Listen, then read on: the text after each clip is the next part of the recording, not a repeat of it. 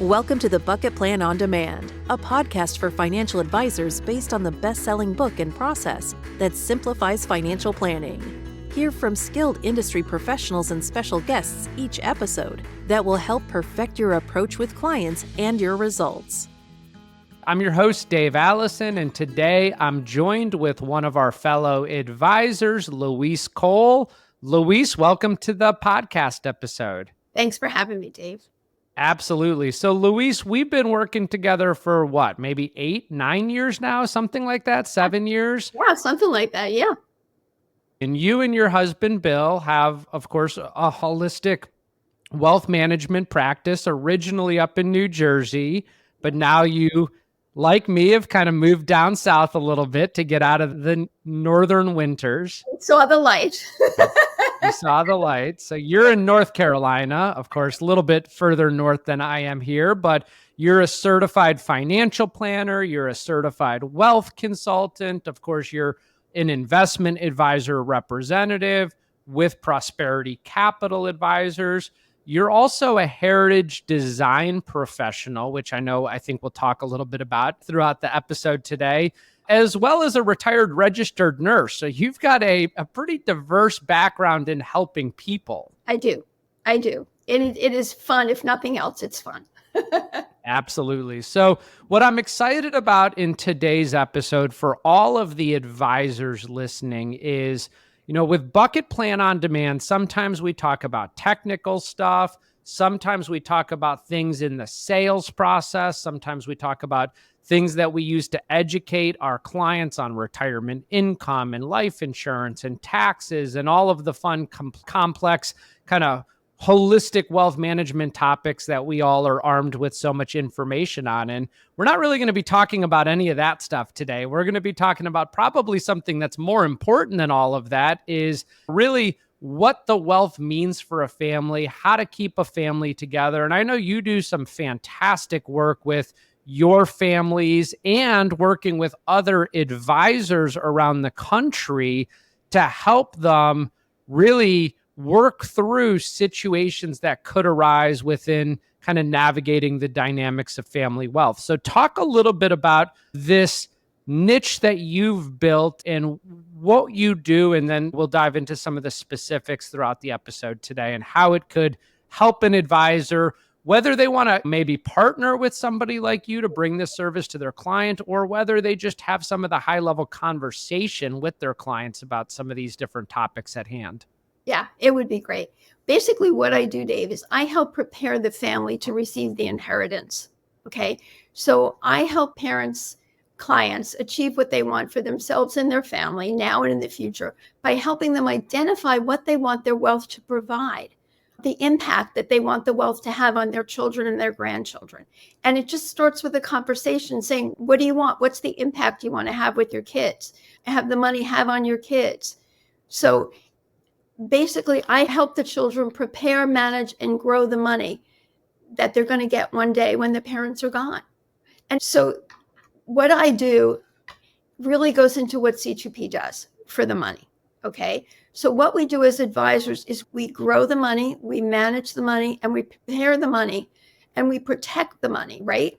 That's what we do at C2P, right?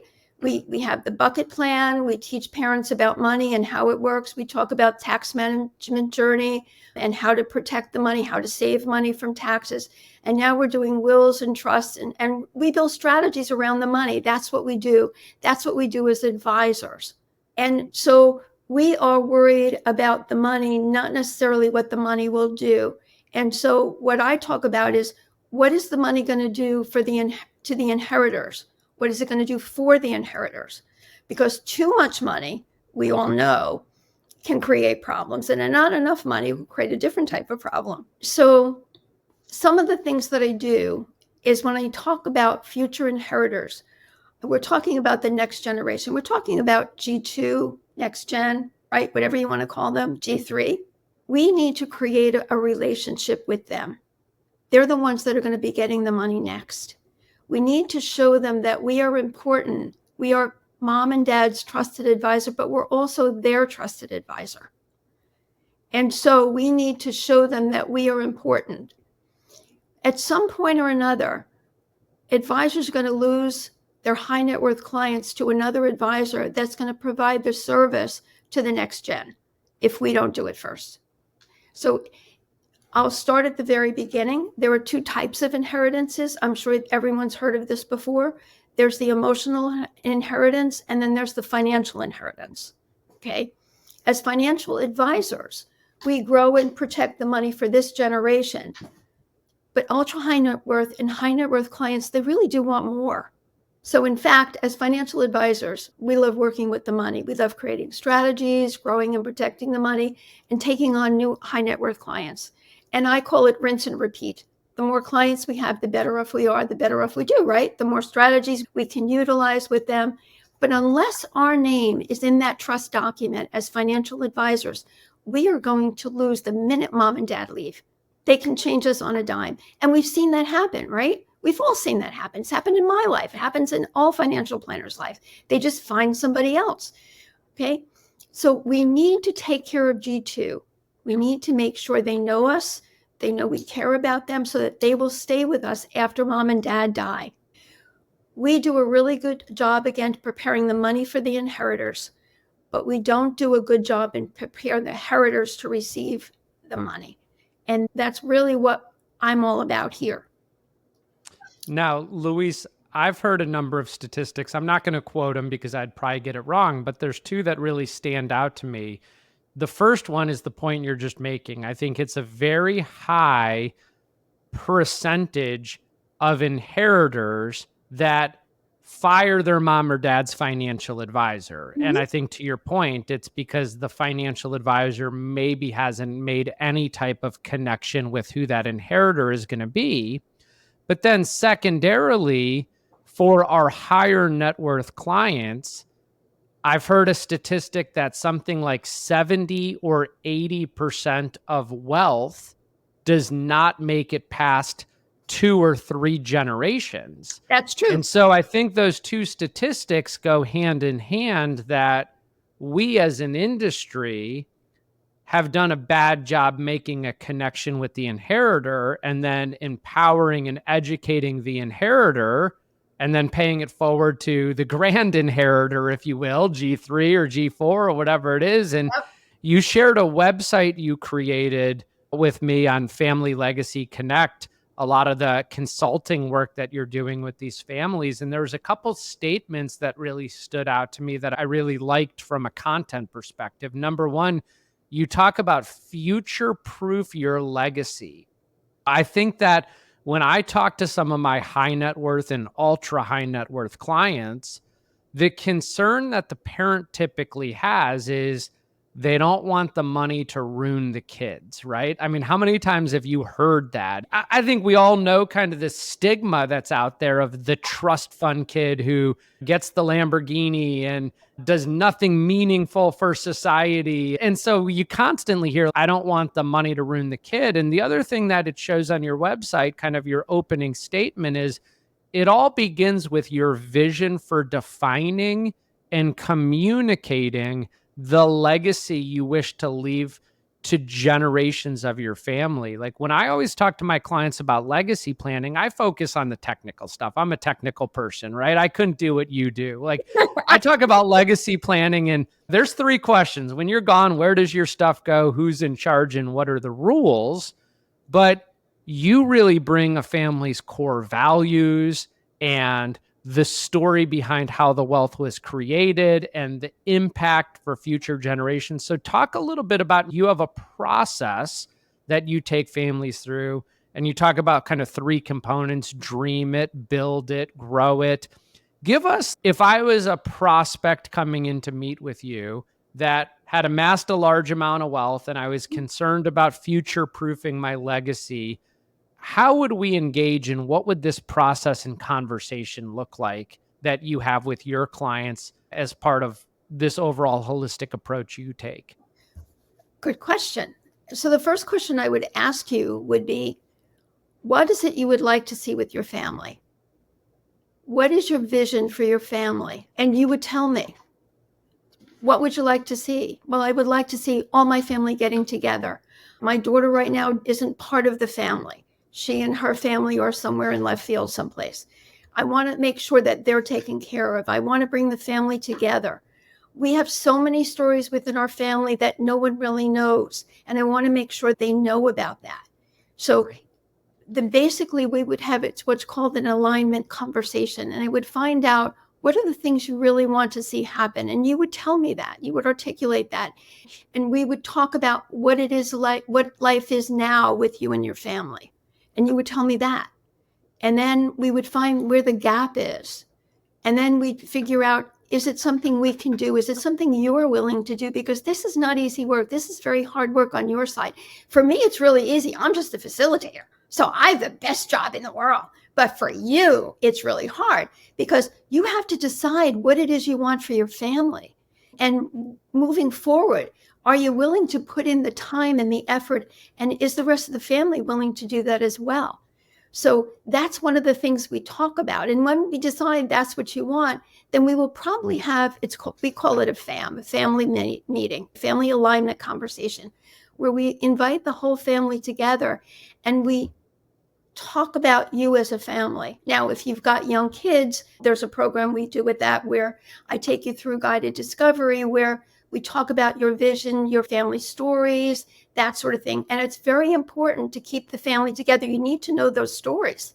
Those stories are the glue that keep the family together. Without them, there's nothing. There's no family without the glue. So we will go through that. We will go through exercises with you and the family. What we'll come up with is a vision for the family. And this is wonderful. This is what makes you the 10%, the successful families, knowing what the vision is, working together as a family based on that collaborative vision. Not that you, dad and mom, have designed, but how the children, the older children, have designed. Here's who we are. Here's what we stand for. Here's how we see ourselves in the future. Here's how we see our family going forward.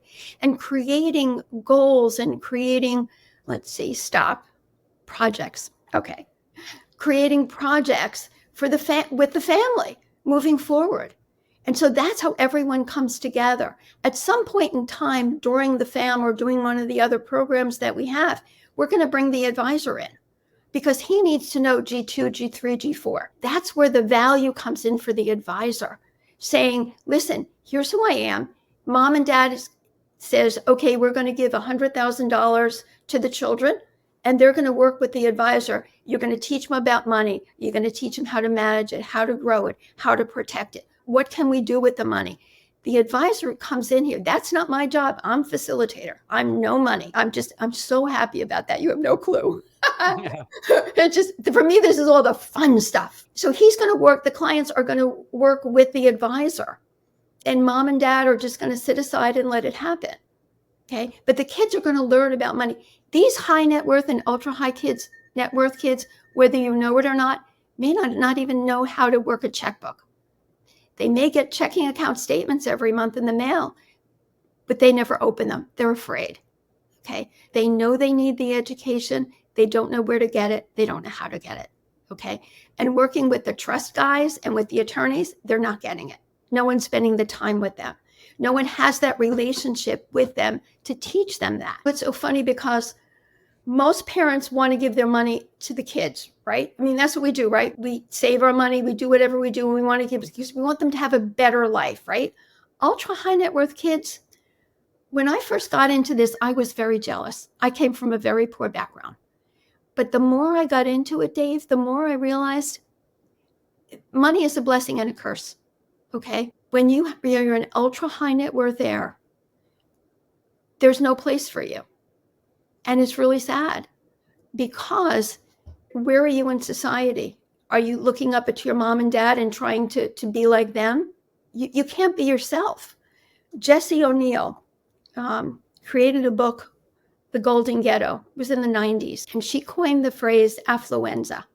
Now, affluenza is a dysfunction around money, trying to get wealthy or not knowing how to use wealth. She describes it as a golden ghetto because when you're that ultra high net worth, you don't know who likes you because of you or because of the toys you have.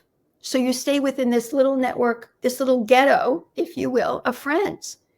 And it's very difficult for ultra high net worth heirs to find their space in society outside of that golden ghetto. So it's the advisor has a huge role they can help making a difference in that heir's life. And they don't realize it. I'm sure most advisors don't realize it right now. But I'm telling you that you can. You can open the world for this one person that was never there before through the process. I'm getting away with myself. That's for another day. But affluenza is an amazing illness, if you will. I'm going to read you something because I think it's very important. And I know no one knows about this, but it's very important. In 1997, Jessie O'Neill wrote a book called The Golden Ghetto, The Psychology of Affluence, which is the culmination of her research. Her grandfather was very affluential and very wealthy. See, her research called the Affluenza Project, which studied the psychological impact of receiving financial inheritance without the emotional inheritance, the family story, the life lessons, all the non-financial things of family, which is what we do in our program, okay? Based on that study, the term affluenza was defined as a dysfunctional relationship with money, wealth, or the pursuit of it.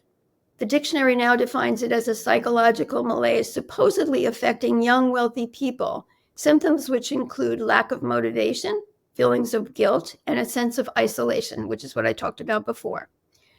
But the most important part is, in 2013, affluenza was recognized as a mitigating circumstance in the trial of Ethan Crouch, who was a 16-year-old who stole beer from a store, had a party at his parents' house, before going for a drive, which resulted in him striking and killing 4 people on the side of a road near Burleson, Texas, which is a Fort Worth suburb. A passenger in his car, was paralyzed and suffered brain damage. He had a blood alcohol of 0.24, and that was 3 times the legal limit in Texas, but that was done hours after the crash. Important here. Couch pleaded guilty in 2013 to 4 counts of manslaughter. Prior to sentencing, a psychologist testified on his behalf that growing up with money might have left him with psychological afflictions, that he was too rich to tell right from wrong. As a result, the juvenile court sentenced him to 10 years of probation rather than the 20-year prison sentences sought by the prosecutors. So affluenza is something very real. High net worth and ultra high net worth people, families know it. They're afraid of it. It's one of the biggest fears that they have. They know that there's the 90% rule that you were talking about before. 90% of the families will be shattered and the money will be gone by the end of the 3rd generation. So we're talking about people's lives here. So the work that we do is extremely important because it can make a difference multi-generationally. Does that make sense? Yeah, absolutely. So that book, I got to pick up that book. It's called The Golden Ghetto. Yes, it's by Jessie O'Neill. Yeah, interesting. Okay. Yeah. I mean, I think so much of what you share makes sense there. So I think some of the listeners might be saying, Louise, that's all well and good for the ultra high net worth clients that have 30, 50, 100, $200 million. And we could see the importance of that, but that's not our normal day-to-day client. Our normal day-to-day client is mom and dad who are retired in their 60s or 70s. They've maybe amassed $1 million, $2 million, $3 million. They have adult children. They have grandchildren. Mm-hmm. And I think one of the things I've seen with clients is when they start getting into their 60s and 70s, they get a little bit nostalgic on their own family heritage and where they came from. And I know I've seen even in my own family when somebody of an elder generation passes away, sometimes the younger generations would say, I wish I had more information on so-and-so, or they make these treks to Europe to go see the areas that they came from. So I know that's also a big part of the value proposition you bring to families is not just kind of what I would call conflict or preventing the trust fund kid, which I think is very important for ultra high net worth families, but you also help kind of package the heritage and the stories and the values of some of these family members. Talk a little bit about that type of work that you do. Okay. I also want to say one thing. Affluenza doesn't happen to just ultra high net worth clients. It can happen if you leave somebody $100,000. It totally changes their life.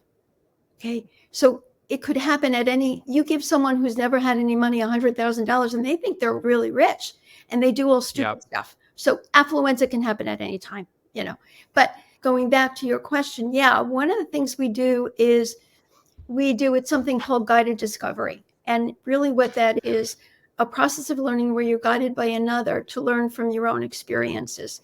And what that does really is it opens up the life of the person that you're doing the guided discovery for. You're asking basic questions about them and their life. So you get those family stories and you get the life lessons. And it's just, the stories are just amazing when you listen to them. They really are. And that's the inheritance. That really is the inheritance that people receive. The money is always secondary. Yeah, it's wonderful to have. But when you think about your mom, you think about all the things that she went through to get to where she is. I know our governor or lieutenant governor talks a little bit about that in some of his advertising, where he says his dad died when he was very young and his mom had a choice. She could live on welfare for her whole life, or she could go out and work. And she did exactly that. And she's got great stories about the families that she helped when she worked. And that's the legacy that person is leaving. It's the stories, the traditions, the things that they did to make them who they are. And we capture all that. And some families, because guided discovery is part of the heritage process, what they do is they start it. And so we'll start when they're very young, and the stories and the life lessons. And one of the ones I remember most is the story of the two neighbors. And one of the neighbors said, "You know what, son? We're gonna create a sidewalk. I'm gonna make a sidewalk. It's gonna be a beautiful sidewalk in the front of our house." And he started doing it. And he had no idea what he was doing. It was very clear he had no idea. His neighbor next door happened to be an engineer, and came over and said, "Johnny, what can I do to help you? What you look like you're struggling here." And so he helped him, and they created this beautiful walkway. Well, the son was watching. It was because of what he learned from the neighbor next door that made him into a highly successful engineer. The story, life lessons. Yeah, it's interesting. I thought of you just yesterday. My dad sent me over an email that his Aunt Brenda, who is 102, they just put a video on YouTube where a facilitator walked her through documenting her entire life story, 102 years. I haven't watched it yet. It's 45 minutes long. Oh, that's fast. But it was sent around to the family. And to your point, what a legacy to be able to leave, what an inheritance to be able to leave is just so much of the family history, 102 years of it documented through a professional facilitator that put a really great story and pictures and images behind it. So that's the story. So if that's the mom, let's just say that was part of the mom and dad. That's the story. That's the story that the family can say, this is who we are as a family. Mm-hmm. These lessons, the struggles that she went through, all those things, that's part of us as a family. And moving forward, we're going to take those values and stretch them forward. We're going to use the inheritance to do that. We're going to use the money to move it forward. And because that's who we are as a family. And they may create a family shield, family vision. There's a lot of things you can do. How wonderful. That's really wonderful. Yeah. So talk about, when a family engages with you on a process like this, what is it? Is it a half a day meeting? Is it a series of meetings? What's and I know it could based on complexity and involvement and drama in the family, but what's an average of what the drama? Sorry. It depends. If we're doing a family alignment milestone, it would be 2 mornings, 9 to 1, 2 days. And the reason for that is there's a lot that goes on in the meetings. We're talking about a lot of different exercises. Some people are reflective thinkers. So the things we've done in the morning on one day, they need to reflect to really gain the knowledge that we talked about. Others catch it right away. So it's 2 half days. And that will be enough for the family to learn about each other, to gain communication skills between each other, to create a vision and a mission statement for the family moving forward. And then to set goals, to say, these are the things we want to do. This is who we are. And these are the things, these are the projects that we want to take on. And that's the beginning, to take on the project and who's going to do what within the projects. And so that's the start of it. And it's wonderful as a facilitator, I just enjoy it so much. And watching the families go from, my father hates me, my father wants nothing to do with me, no matter what I say. And the fathers, they're like, I don't understand, because there's no communication between the two. By the end of the day going, now I understand. Dad just says what he says. It doesn't mean anything, but he just says what he says. It's the first thing comes out of his mouth. I have to really listen to what he really means in order to get it and not just get mad at him. So it's a lot of understanding and a lot of communication skills that goes on. So it's wonderful. Yeah. So let's conclude. I know we've talked about a lot of this kind of purposeful legacy planning for maybe an older individual. Let's talk a little bit about a younger one. You've mentioned this to me a couple times. And Alana and I, who have 3 young children, I think one of the things that really stood out is something you said to me of, we have all of our estate planning documents in order. We have the trust. Everything's fully funded with life insurance. Our kids would never have to worry about money if something were to happen to them. But you hit an emotional chord with me, is if I wasn't around, what advice would I want to give my daughter when she goes on her first date? Or what would I have wanted to tell her on her wedding day? These are the things that, to your point, a legal document is never going to be able to communicate. So talk a little bit about, with younger professionals, individuals who are starting a family, they're certainly maybe not as front and center about thinking about their legacy plan, but that certainly strikes a chord, I know, with me and probably a lot of other people in a similar position as I'm in. That's where the guided discovery comes into, because one of the things we talk about is, what if you're not here? What's going to happen if you're not here? Who's going to take care of your daughter or your son? And what are the things you want them to know specifically about you and the values that you hold? What's important to you? Again, your daughter's going to go to kindergarten. And what do you want to say when she goes? Just, are you going to tell her, don't worry about the bullies? Is that what you want? Is that the message you want to put across? What's the message you want her to know? And you're addressing her, but you're also addressing the guardian. And you're saying, here's how I want you to talk to her about. These are the things that are really important. She's going on her first date. She's 15 years old. What does she know about anything? What does she know about life? I'm gone. I'm not here. I can leave a letter for her telling her, honey, it's your first date. Here are the couple of things I want you to be careful about. Here are some things I want you to know. I'm sorry I'm not there now, but emotionally, I'm with you. And you would write down whatever you wanted. But that's a wonderful thing. We do letters. Letters are wonderful as well. Letters are wonderful. You can pick any part of the child's life that you want to do. A sweet 16, I'm not here with you on your sweet 16th birthday, but if I were, here's what I would tell you. Okay. It's also to the guardian. This is what I'd love to see happen with her or with him. They're getting their first car. Oh my God, don't make it a Maserati. I don't care what you say. Don't make it a Maserati. Make it a good car, a car that she will be safe in, but not something that's overly fast or anything like that, because the last thing I want is her to be up here with me when she's 17 years old. So I want her to have a great life. So it's basically, a lot of it is instructions to the guardian. Here's what's happening in my child's life. This is what I'd like to say here. And that's part of it. The other part is really, it talks about your faith, your traditions, your life's work, the things that you think are important, because when the child reads that, they're going to pick up on that. And the stories of how you got to be who you are. How did Dave get to be Dave? What was the story? What were the life lessons you grew up with that taught you the things you needed to know so that you could be the best Dave that you are today? Those are the things that are going to be in those stories. And they're going to be highly impactful to the children and the grandkids when they read them. I mean, that's what life is all about, telling them. I mean, I can read you stories that I've written to my grandkids, and it's like, I'm grandma. It's who I am. And this is what I wish for you. When my grandson was 5 days old and he was in my arms, I was telling him how wonderful he was, how he was going to have this great sense of humor, and how he was going to be fun loving. And darn it, he is. He's smart. He's fun loving, and it's really great. So, but I was there to say that. I may not be there when he turns 16, but I've got a letter to say, here, honey, I'm not here, but this is what I wish for you today. This is how I see you.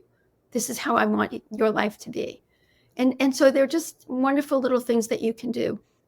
Yeah, that's wonderful. Well, Louise, this was fantastic. I think for many of the advisors that have listened to this, they might be in a similar place that I know I am, where my passion as is investments and taxes and the analytical stuff and building financial plans. And your passion is clearly this stuff, right? And so I think that's the wonderful thing about C2P is if advisors have clients that this is important for them, they could reach out and collaborate with you on this type of a process.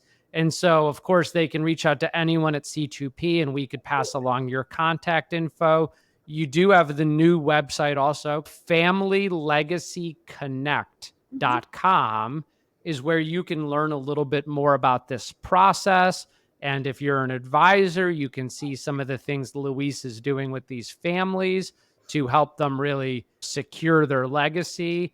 And Louise, again, I'm so thankful for you jumping on and just sharing some of your wisdom and insight and what you're doing. And I know this is where you want to focus the next phase of your career as a holistic wealth management advisor as well. And I just want to say before we go, there are a lot of things that the advisor is going to get out of this, increasing net worth, clients. One of the things that as an advisor, because I've thought about this before, is you're going to get connections. You're going to get introductions to people you've never gotten introductions before. One of the things about working with a high net worth or an ultra high net worth client is the experiences. If I'm worth 50 and you're worth $100 million, or I'm worth 5 million and you're worth $10 million, there's not much I can do for you. You're worth more than I am. But what I can do is I can tell you about the experience I had and the changes that it made in my life. We've gone to doing golf outings or whatever we've done. So we've had conversations about families. So if I tell you how my family has changed for the better, because I met this advisor and I'm working with him now, and these are all the things that are happening to me and my family, you as the other higher net worth person are going to be very jealous of the experiences that I had. And so what I can do is I can introduce you to my financial advisor. Okay. The other thing that it does is it will bring you better introductions to attorneys and CPAs. Through the process, what's going to happen is clients are going to get better relationships with their families, and they're going to want to change their wills. They're going to want to change their trusts. And so where do they go? They go to their attorney.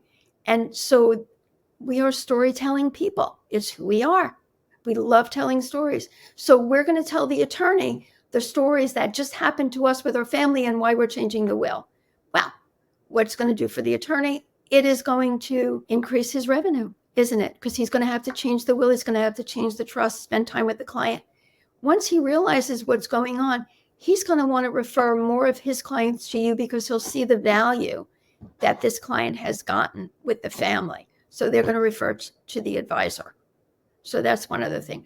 The other thing in the conversations that we have when we do the Heritage Day and we do some of the other alignment meetings is clients are going to be open up to conversations they've never had before. Wouldn't it be nice if you can create your own family bank so that your kids, your grandkids, your great-grandkids could use this money to buy their first house, and then they would pay back the family so that the next generation would have money there to purchase their home. And we can do that with a family bank. But how do we start that? You're only worth $3 million now. So here's what we do. Instead of maybe making a policy for $5 million to pay for taxes, what we're going to do is we're going to take out a life insurance policy for $20 million. And so that there will be this $20 million to start the family bank with the next generation. So it's going to increase the amount of money that the advisor is going to make. So there's a whole lot of other things that are going to go on that it's going to be really good for the advisor as well. and more introductions with better right clients is the way to go. That's great. Thanks so much for sharing with us in today's episode. And if anybody has any questions, please reach out to our team at C2P. We're here to help. Thanks so much for your time, Louise. Thanks for tuning in to the Bucket Plan on Demand, brought to you by C2P, an organization whose purpose is to educate, train, grow, and support holistic financial advisors so families can achieve true prosperity. Subscribe today for the latest episodes and insights. Visit c2penterprises.com to learn how we can help support and enhance your advisory business. At the time of delivery and any subsequent publishing, information was deemed reliable, but is subject to change by the time of listening or viewing. The contents of this piece include options and projections of C2P, are subject to change, and are for informational purposes only. The information provided in this presentation is not intended to be individual investment, tax, or legal advice.